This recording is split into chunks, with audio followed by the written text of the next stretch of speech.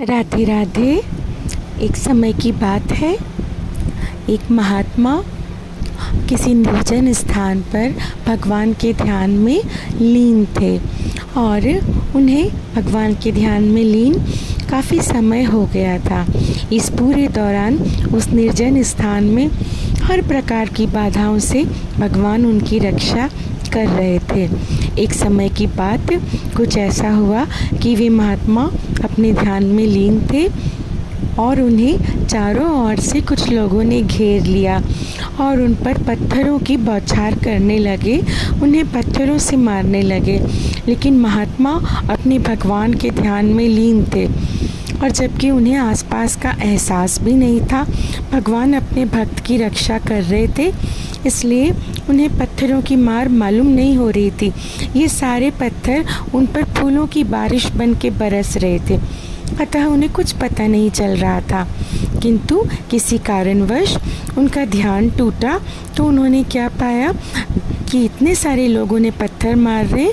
तत्काल प्रतिक्रिया के लिए उन्होंने भी अपने हाथ में एक पत्थर उठाया और उसी क्षण वे पत्थरों से लहलुहान हो गए।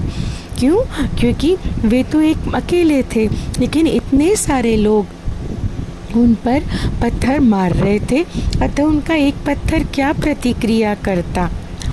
इसे विस्तार से देखें तो यह है कि जब तक वे भगवान के ध्यान में मग्न थे या उनका मन भगवान में था, उनकी रक्षा भगवान कर रहे थे, किंतु सामने संकट देखते ही ज्यों ही प्रतिक्रिया के लिए उन्होंने पत्थर उठाया, वैसे ही भगवान का सुरक्षा कवच उनके ऊपर से हट गया कि अब तो तुम्हारी रक्षा तुम स्वयं कर सकते हो, तो तुम्हें मेरी क्या आवश्यकता है।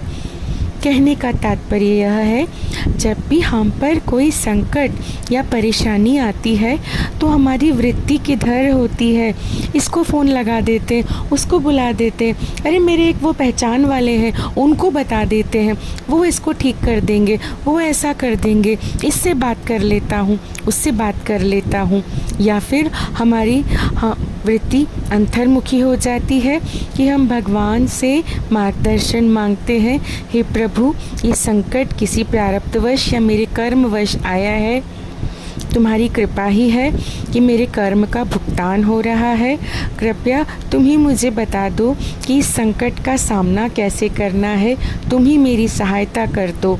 दोनों तरीके हैं।